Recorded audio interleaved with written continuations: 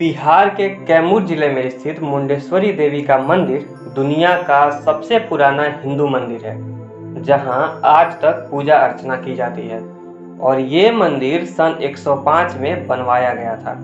मानव इतिहास का सबसे असरदार विचार यानी अहिंसा के विचार की शुरुआत बिहार से हुई थी। आज से करीब 2600 साल पहले भगवान महावीर और महात्मा बुद्ध ने अहिंसा का व्यापक स्तर पर प्रचार प्रसार किया था और इसकी शुरुआत उन्होंने बिहार से ही की थी। विश्व के दो बड़े धर्म बौद्ध धर्म और जैन धर्म का उदय भी बिहार में ही हुआ था। दुनिया की सबसे लंबी दीवार चीन की दीवार के बाद दूसरी सबसे लंबी दीवार भारत में है। ये दीवार राजस्थान में स्थित कुंभलगढ़ किले की दीवार है। इसे राणा कुंभा ने 15वीं शताब्दी में बनवाया था और इस दीवार की कुल लंबाई 36 किलोमीटर है। कुंभलगढ़ किले में बना विजय स्तंभ, जिसे राणा कुंभा ने मालवा पर अपने जीत के उपलक्ष्य में बनवाया था, उन्होंने इसके तीसरे मंजिल पर 9 बार और 8वें मंजिल पर 8 बार अल्लाह शब्द लिखवाया था।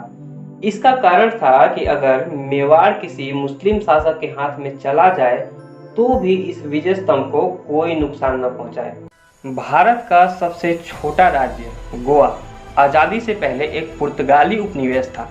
जब 15 अगस्त 1947 को अंग्रेजों से भारत को आज़ादी मिली, तब पुर्तगालियों ने गोवा को आज़ाद करने से मना कर दिया और गोवा की आज़ादी के लिए गोवा के अंदर और बाहर दोनों ओर से कोशिश की जा रही और आखिरकार 17 दिसंबर 1961 को भारत की थल सेना, जल सेना और वायु सेना तीनों सेनाओं ने गोवा पर आक्रमण किया और इसका नतीजा ये हुआ कि 18 दिसंबर को पुर्तगाली गवर्नर ने सरेंडर कर दिया और इस तरह 19 दिसंबर 1961 को गोवा को आज़ादी मिली। इसीलिए हर साल गोवा 2 इंडिपेंडेंस डे मनाता है, पहला 15 अगस्त को और दूसरा 19 दिसंबर को। हवा महल का नाम आपने जरूर सुना होगा। हवा महल मुगल और राजपूत स्थापत्य कला का एक बेजोड़ नमूना है।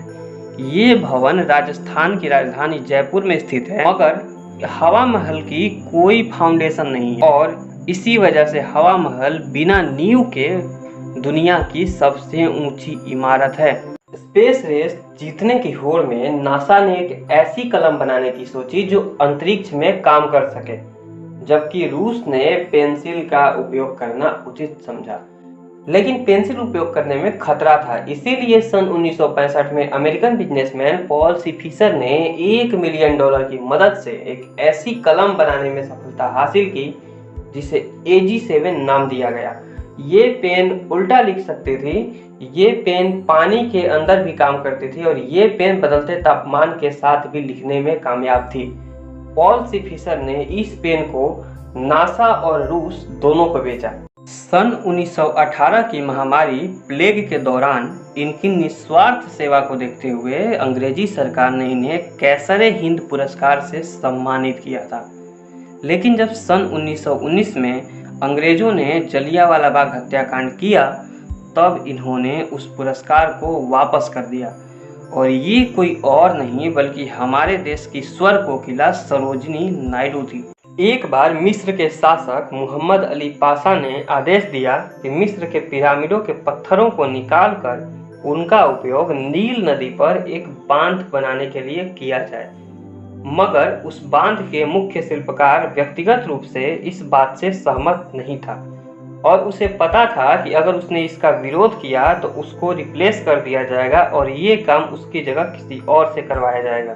और इसीलिए उसने एक फॉल्स स्टेटमेंट तैयार किया, यानी गलत खर्चे का विवरण तैयार किया और मोहम्मद अली पाशा को समझाया कि नए कटाई वाले पत्थरों से बांध बनाने में खर्च कम आएगा और इस तरह उसने पिरामिडों को बचाने में सफलता हासिल की।